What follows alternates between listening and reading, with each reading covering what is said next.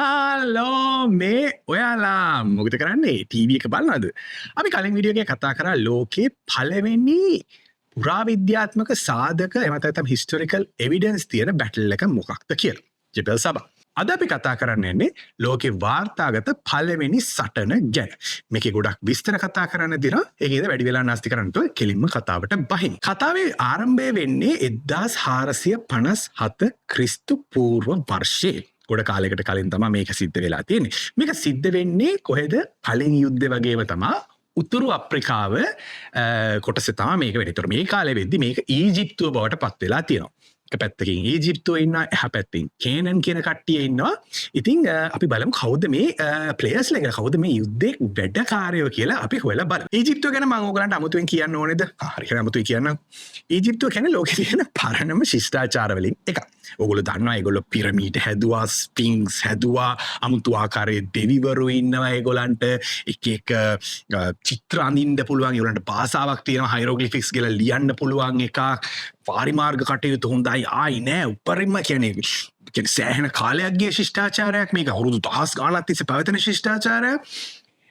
ඒවා ඔක්කොම කරන්න මේගොල්ලන්ට හැකියාව හම්බුනේ කොහොමද? හරියටම හරි ඒලියන්ස්ලා නිසා. ඒලියන්ස්ලා හම්බුණා ඉටිගෙඩියක්.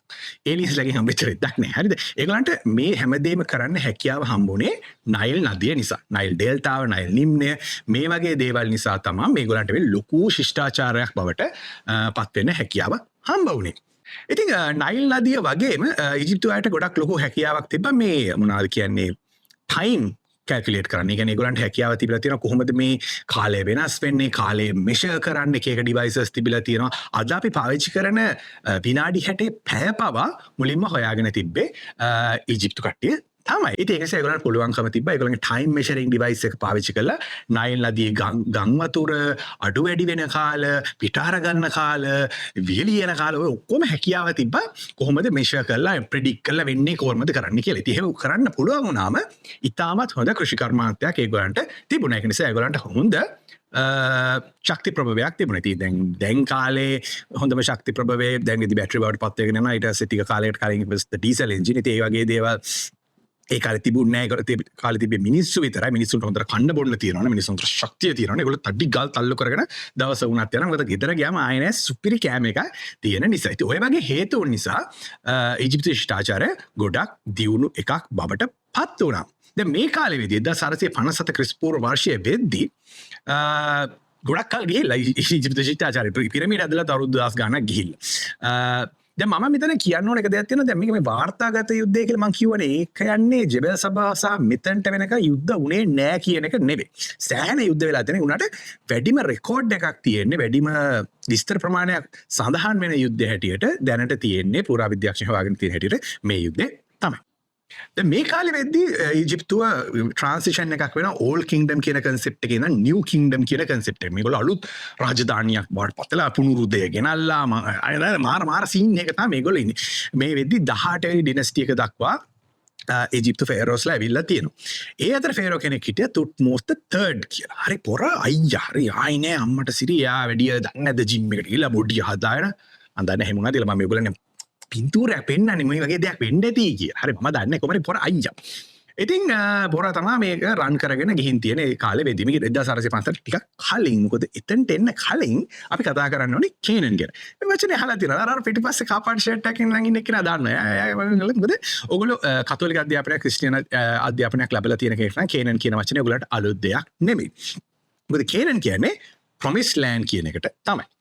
අද වෙද්දී මේ ප්‍රොමිස් ලෑන්ඩ් එක, මේ කේනන් කියන එක ලොකු ආందోලනාත්මක දෙයක් බවට පත් වෙලා තියෙනවා.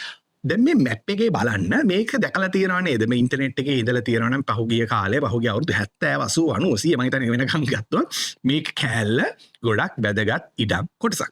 මෙතන දැන් කේනන් කියලා මේ කාලේ කිව්වට අද වෙද්දී අපි මේකට ලෙවාන්ට් කියලා කියනවා. මධ්‍යධරණී මුහුදට නැගෙනහිරින් පිහිටි දේශය කියලා තමයි මේකට සිංහල වචනයක් තියෙන. මමට වෙන එකක් හොයාගන්න බැරුණා.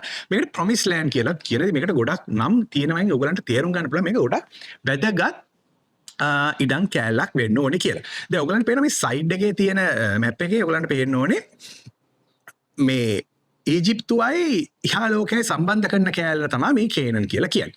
ඉතින් මේක හරහා ගොඩක් වැදගත් මොනවද කියන්නේ ට්‍රේඩ් රූට්ස් තියෙනවා ඒක විදිහට බඩු අරගෙන පල්ලහැට යනවා බඩු අරගෙන උඩට යනවා පුත්තලම් බූරුවෝ ඉන්නවා කේනන් බූරුවෝද එතකොට ඒක මම දන්නේ කොහොමද එනිම අහන්නකො ඉතින් මේක ගොඩක් වැදගත් ලෑන්ඩ් පීස් එකක් බවට පත් වෙනවා මොකද මේකට තමයි පුරාවිද්‍යාඥයෝ කියන්නේ the cradle of civilization කියලා ශිෂ්ටාචාරයේ තොටිල්ල කියලාත් මේකට කියනවා මොකද ඔය උඩහට වෙන්න තමයි ඩැමස්කස් කියන්නේ ලෝකේ පළවෙනි සිටිස් වලින් එකක් මිනිස්සු සෑහෙන දේවල් ඒක ඉතින් කරලා තියෙන අවුරුදු 7000 ගානක් 15000 ගානක් තිස්සේ ඊටත් කලින් ඉඳන් ගල් යුගයේ ඉඳන් මෙතන දේවල් වුණා කියලා විශ්වාස කරනවා මොකද මෙතන මේ පොළවේ පස්වල තියෙන හොඳ නිසා මේක ගොඩක් සරෝ ෆර්ටයිල් ලෑන්ඩ් එකක් නිසා වවන හැමදේම පැලවෙනවා කිසි අවුලක් නැහැ මේ පැත්තේ මූද තියෙනවා මාළු අල්ලන් කන්න පුළුවන් අරව කරන්න පුළුවන් මේව කරන්න පුළුවන් ඊට අමතරව මේක මේ භූගෝලීය ලොකු වෙනස්කම් තියෙන බිම් ප්‍රදේශයක් හැටියට හඳුන්වන්න පුළුවන් මේ පැත්තේ තියෙනවා මුහුද මම අර කලින් කිව්වා ඊට සීටේ පැත්තේ තැනිතලාව තියෙනවා ඊට පස්සේ කඳු තියෙනවා ඒ කඳු අතරින් පාරවල් තියෙනවා යන්න බෑ කඩාගෙන එකපාරට ඉන්වේඩ් කරන්න බෑ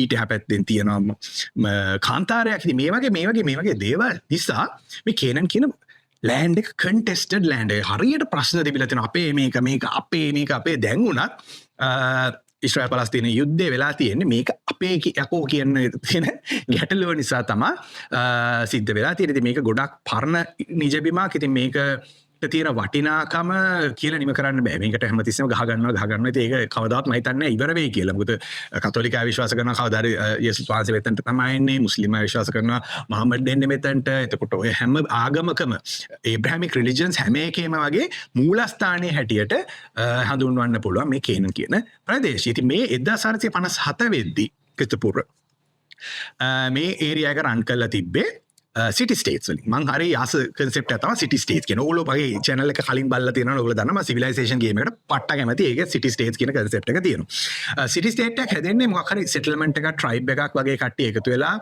දේවල් හොඳට කරන්න පටන් ගත්තට පස්සේ ඒගොල්ලෝගේ වාණිජ්‍යමය හැකියාව වැඩි වෙද්දී ඒගොල්ලෝ දේවල් අරගෙන කට්ටියව ගෙන්නගෙන එහෙම කළා ලොකු නගරයක් හදනවා. ඊට පස්සේ තාප්ප ගහනවා ඒවා වටේ කරන ගේමක් තියෙනවා. ඒගොල්ලන්ට ගොඩක් රිසෝසස් නැහැ. ඒගොල්ලන්ට ගොඩක් ඇඩ්වාන්ස් කට්ටියක් බවට පත් වෙනවා. ඒගොල්ලන්ගේ වාණිජ්‍යමය හැකියාව. අද ලෝකේ ගත්තොත් වැටිකන් සිටි එක සිටි ස්ටේට් එකක් හැටියට දකින්න පුළුවන්. සිංගප්පූර් ලක්සම්බර්ග් ලිච්ටන්ස්ටයින් සිටි ස්ටේට් එක මම මතකයි. කොහමද ඔය වගේ ගොඩක් සිටි ස්ටේට්ස් තියෙනවා දැන් ලෝකෙත් ගොඩක්. ඉස්සර තරම් තිබුණේ ඉතින්.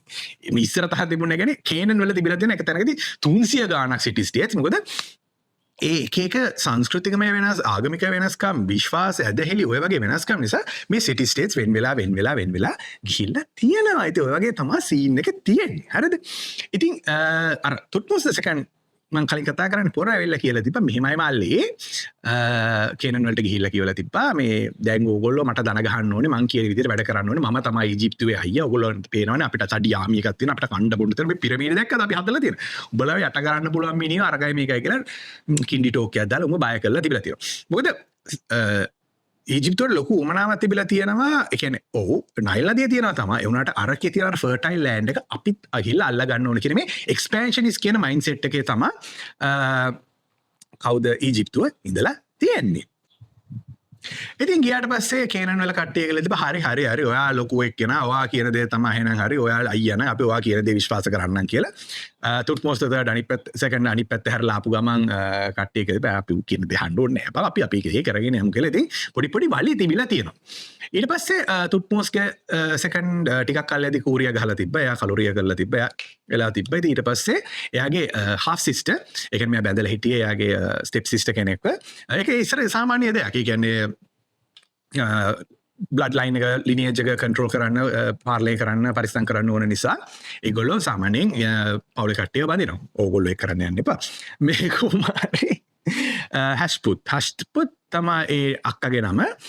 එයා රෙජිනක් හැටියට ලොකු කාලයක් රන් කරලා තිබ්බා. එයා ගොඩක් ඉතින් දියුණු කරලා තිබ්බා. එයා යුද්ධයට ගිහිල්ලා නෑ. එයා එන ටැක්ස් සල්ලි අරමිය අරහෙට දාලා මෙහෙට දාලා ගේම දීලා එයාපෝට් හදලා හයිවේ හදලා චීනෙට ණය වෙලා ආනේ යන්නේ වෙන කෙනෙක්. සෝ මේ අහනකො ඉතින් කොහොම හරි එයා කරගෙන තිබ්බා. ඒ වෙද්දී තුට්මොස් දෙකන්ගේ පුතා ඉඳලා තියෙනවා තුට්මොස් තර්ඩ්. මෙයා ඇතර පොඩි කොල්ලෙක් අවුරුදු 10ක් විතර කාලේ කවුන්සිල් එකට ගිහලා කිව්වා මට පේරෝ වෙන්න ඕනේ මට රචරන් කරන්නකෝ. ඕක පිස්සුද කොල්ල උඹ මේ නියන් තාම ශිෂ්‍යත්වයක් ලියලා නැහැ. උනාද මේක ටෝක් දෙන්න කියලා ඌ බඩ බයිට් කරලා අයින් කරලා තිබ්බා.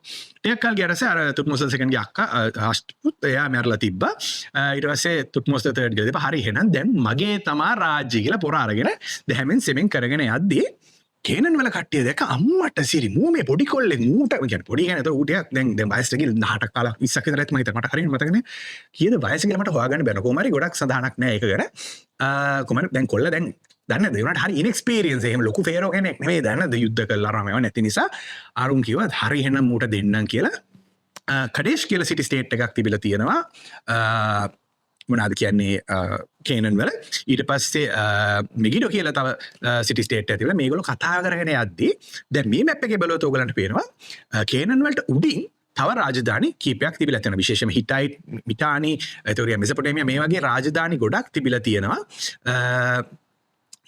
කේනන් වලට උඩින් ඉතින් මේගොල්ලන් හැමතිස්සෙම මොනවා තිබුණා ඊජිප්තුවට ගේම දෙන්න ඕන කාරණයක් ඉස්සරත් ඉතින් අද වගේ අදත් ඉස්සර වගේ තමයි ඉස්සරත් අද වගේ තමයි හිස්ටරි ඉගෙන ගද්දී ඕක තේරෙනවා අරුන්ගේ යුද්ධෙට කෙලින්ම යන්න බැරි නිසා හිටයිට්ලා මිටානිලා කළා තිබේ මේ ඕගොල්ලෝ කිල්ල ඊජිප්තුවට ගහන්න ඕක කඩේස් වල මල්ලි ඕගොල්ලෝ මොකද්ද චාටර් මොකක්ද අරගෙන මේ කියලා අනම්මනම් කියලා ඒගොල්ලන්ට සපෝට් එක දීලා තිබා යුද්ධයක් පටන් ගන්න ඊට පස්සේ මේගොල්ලෝ කොලිෂන් එකක් පටන් අරගෙන තිබා කේනන් වල සමහර තැන් වල සඳහන් වෙනවා සෑහෙන සිටි ස්ටේට්ස් ගන්න කියන්නේ 100 200 ගාණක් එකතු වුණා කියලා මේ යුද්ධෙට සමහර තැන් වල සඳහන් වෙන්නේ මෙගිඩෝ සහ කේනන් කඩේෂ් විතරයි මේකට යුද්ධෙට සම්බන්ධ උනේ කියලා. ඉතින් කොහොම හරි වෙලා මේගොල්ලෝ මේ යුද්ධේ පටන් ගත්තට පස්සේ තුත්මෝස් සෙකන්ඩ් කියලා තිබ්බා තර්ඩ් කියලා තිබ්බා අයියෝ මේ මොනවාද මේ මට තියෙන ප්‍රශ්නත් එක්ක අරගයි මේකයි කියලා දෙන්නම් හැබැයි මුන්ට කියලා තට්ටි ආමි එකක් මිනිස්සු 10000ක් අරගෙන තුත්මෝස් තර්ඩ් පටන් අරගෙන තිබ්බ යන්න කේනන් වලට ඌබර් එක වෑන් එක බස් එක ලොරි එක යන්න බෑනේ ඉතින් පයින් යන්න ඕනේ ඉතින් 10000 අරගෙන පයින් ඇවිදගෙන ගිහින් තියෙනවා ගොඩක් තැන් වල සඳහන් වෙනවා මේ කිලෝමීටර් 150ක් 250ක් විතර තියෙන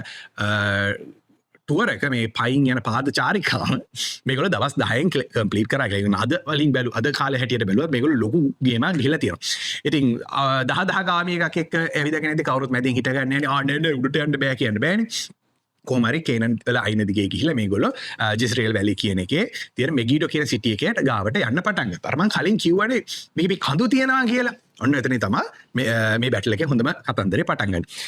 මෙගිඩෝයි තුත්මෝස්ගේ ආමිගේ අතර ලොකු කඳු පැත්තක් තිබිලා තියෙනවා. ඒකේ එක්කෝ වම් පැත්තෙන් යන්න පුළුවන්, එක්කෝ දකුණු පැත්තෙන් යන්න පුළුවන්. නැත්තම් මැද තියෙන පොඩි රවීන් එකක් කඳු මේ අඩිපාරක් වගේ පාරක් කඳු වලින් කන්ද මැදින් යන්න පුළුවන්.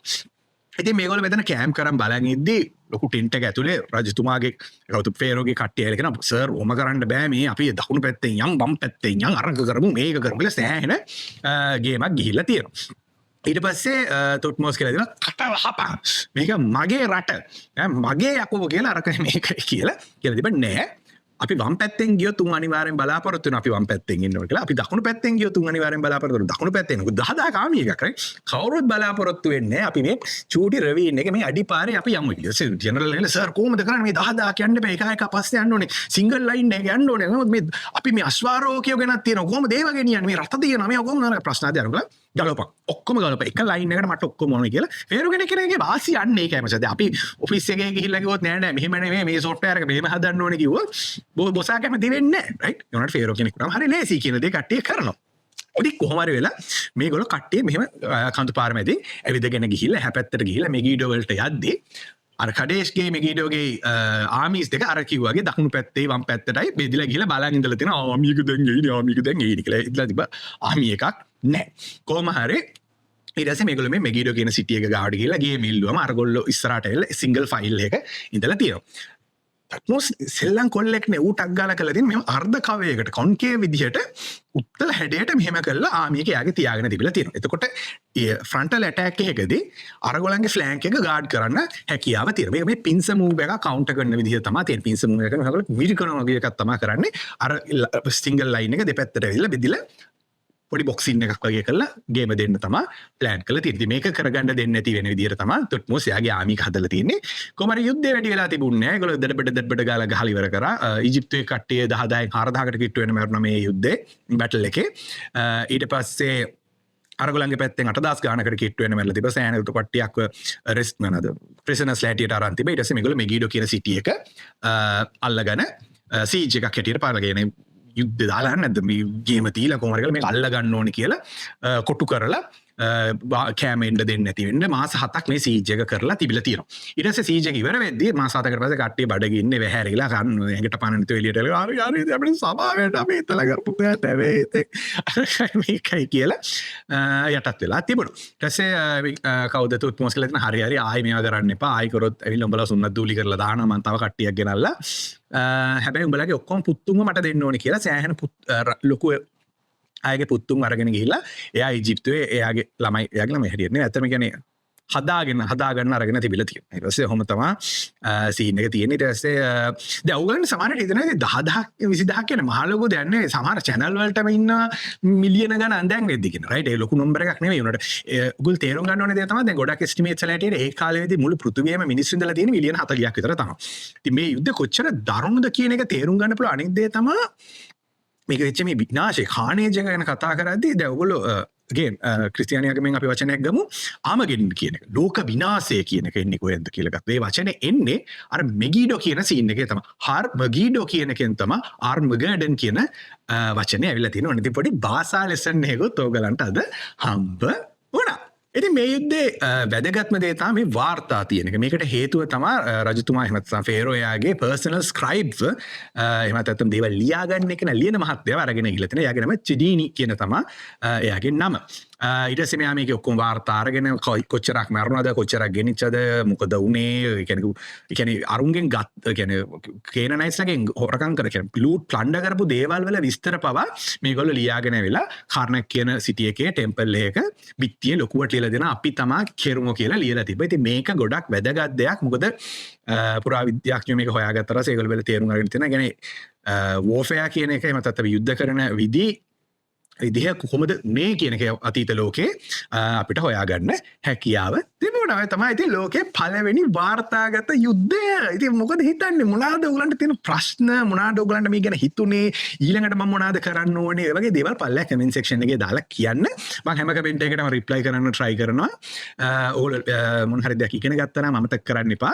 වීඩියෝ එකට like එකක් දාන්න කමෙන්ට්ස් ලයික්ස් දානවා කියන මට engagement හම්බ වෙනවා. එතකොට මට තව channel එක කරන්න ආසාව උමනාව හිතෙනවා. ඉතින් ඒ වගේ විශ්ව බලමු පළවෙනි වීඩියෝ එක නම් කොහොමද? hi hello කොහොමද? මගේ නම විශ්ව ලක්ෂ්‍යපති ආරච්චි. මොන හරි දෙයක් ඉගෙන ගත්තා නම් subscribe button එක ඔබන්න. මං කැපෙන්නම් එහෙනම් අලුත් දෙයක් ගැන දැනගන්න, පරණ දේවල් ගැන ඉගෙන ගන්න, විශ්වයත් එක්ක එකතු වෙන්න. bye.